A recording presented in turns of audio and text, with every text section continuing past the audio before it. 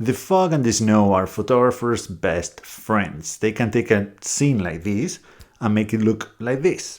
These conditions make photography much easier, especially if you know how to use them. So in this video, and since we've been getting so much snow here lately, I'm going to share with you a few tricks and tips about how to use the snow to simplify our images, to simplify our compositions.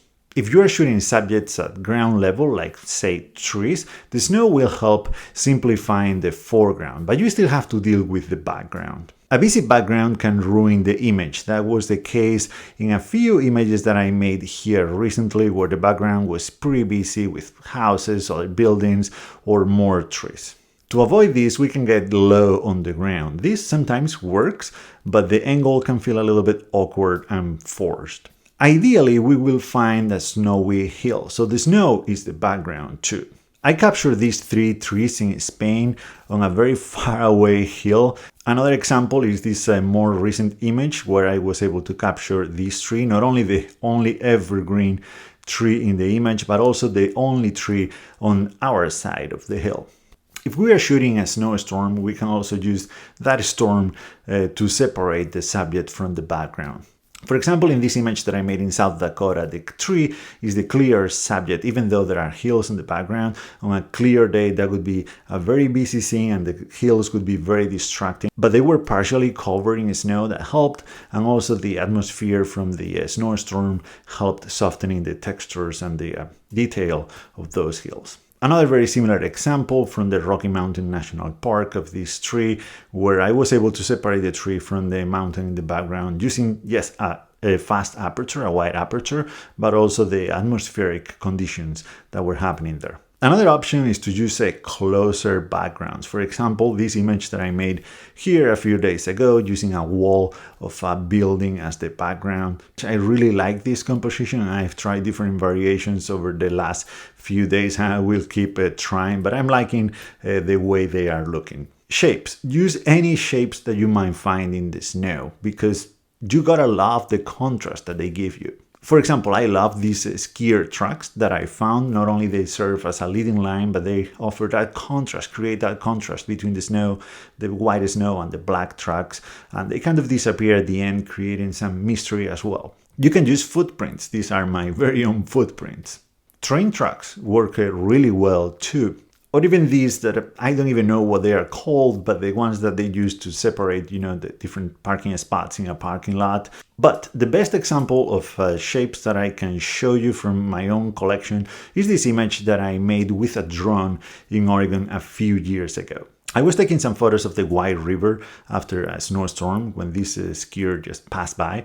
I don't usually include the people in my images, but in this case it gives it scale and context, and I think that it really adds a lot to the image and makes it much better.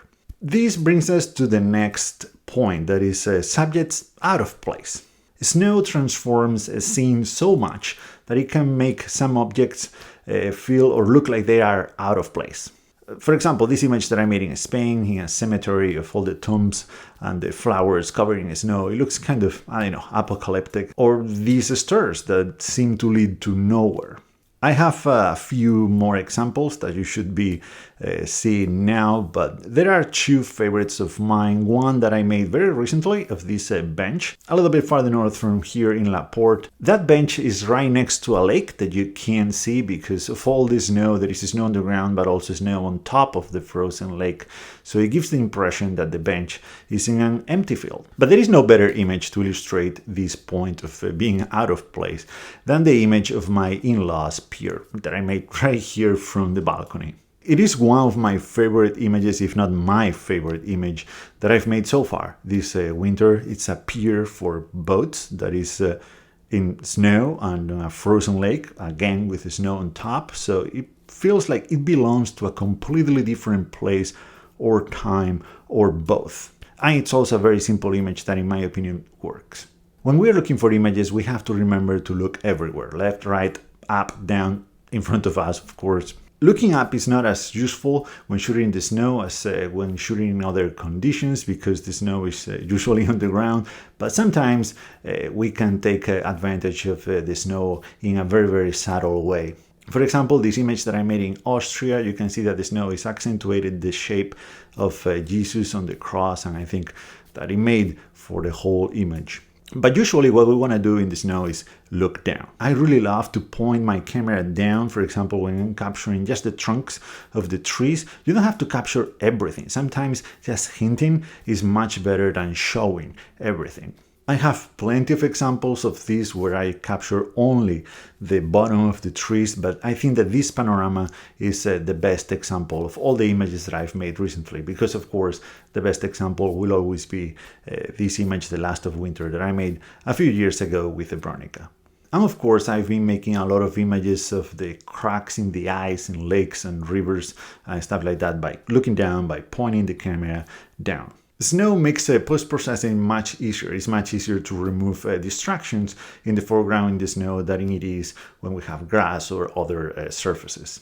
So feel free to get rid of all the elements that distract the viewer from what the image is about, but don't go too far, don't make it feel too fake. Make it less imperfect, but still imperfect. The sun always rises after a snowstorm, so be on the lookout for that because it might give you some very dramatic images. With the sun comes the light, and with the light come the shadows. Shadows can be very dramatic in the snow. This is something that I haven't used that much personally in my work, but I only have one example to show you. But I intend to go out because we still have plenty of snow. It doesn't snow as often here in Indiana, but because it's so cold, the snow stays on the ground for days and days. And right now it's very sunny, it's very, very harsh, and it's very bright out there. But there might be some images to be made with those long shadows in the white surface that is the snow. And that's it. These were some tips and tricks and techniques that I use when I shoot in the snow. Hopefully this video was helpful. Thank you so much again for being there, and yeah, see you in the next one.